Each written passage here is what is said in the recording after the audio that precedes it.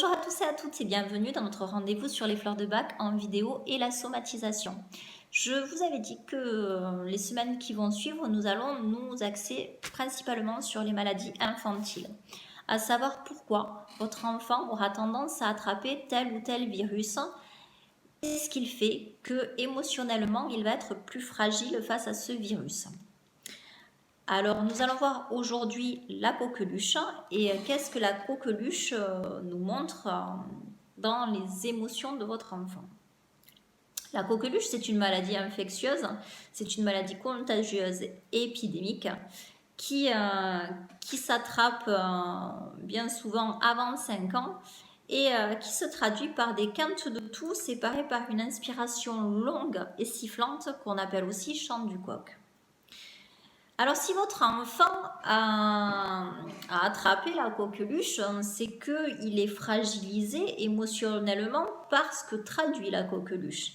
La coqueluche, elle traduit un sentiment de rôde qui tourne autour de moi. Ce sentiment que demain, peut-être, j'entendrai pas le chant du coq. Alors, ça peut être la mort de mes proches, la mort d'amis, famille, la mort de mes animaux, enfin d'un animal. Ça peut être aussi la mort d'une situation, c'est-à-dire une séparation où c'est que j'ai l'impression que tout est chaos, un divorce où c'est que peut-être papa ou maman s'en va loin, ou du moins s'en va, et laisse le chaos autour de moi, et c'est la mort de quelque chose pour moi.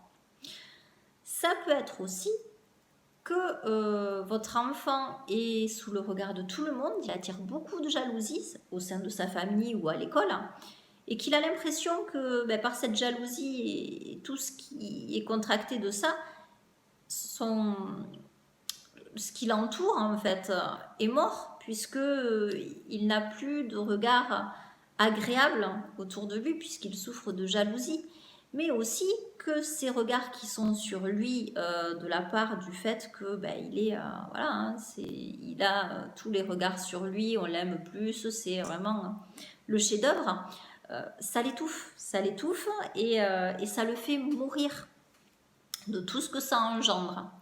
Donc voilà, la coqueluche vous montre vraiment que émotionnellement, votre enfant est en train de souffrir d'une mort. Quelle mort?